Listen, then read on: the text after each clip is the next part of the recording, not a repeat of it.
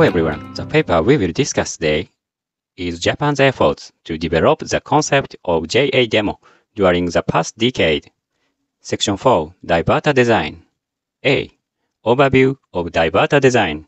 The current baseline design of the diverter is based on conventional single null diverter SND with a diverter leg longer than ether, 1 meter in the toroidal projection length on ether. 2. Plasma detachment with impurity seeding. And 3.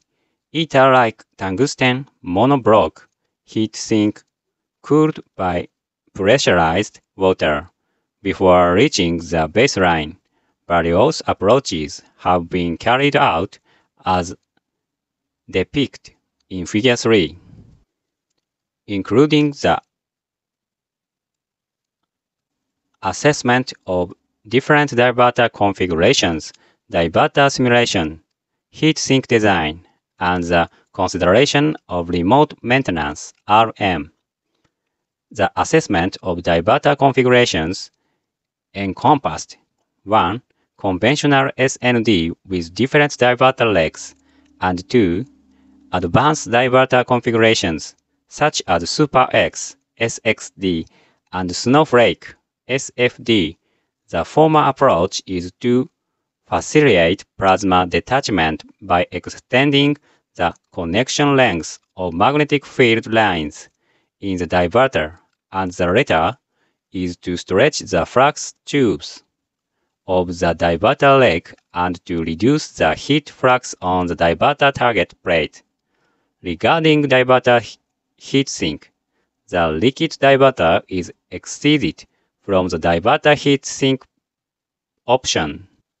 Thus, a solid diverter target based on an extension of ether-like tungsten monoblock heatsink is considered to be the only candidate for JA demo.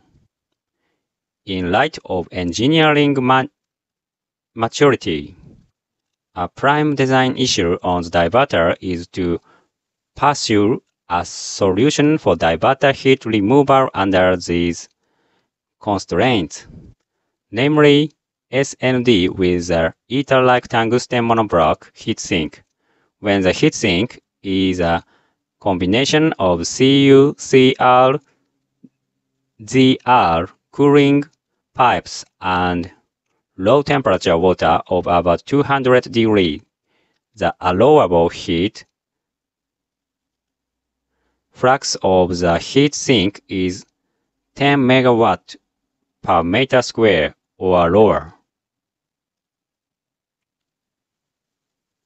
Accordingly, the peak heat flux on the diverter target Q of 10 megawatt per meter square or lower for P equal 1.5 to 2 gigawatt, Q of 10 megawatt per meter square or lower for P equal 1.5 to 2 gigawatt can be a solution for diverter heat removal.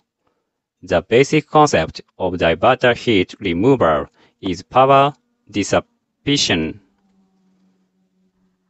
By seeding impurity, radiation due to Bremsstrahlung, and line radiation from the core plasma dissipates about 40% of the absorbed power of the core plasma. Another 40% is dissipated in the scrape-off layer SOL and diverter. As a result, the total radiation amounts to 80%, and eventually the remaining power of 20% reaches the diverter, satisfying Q smaller than 10 megawatt per meter square.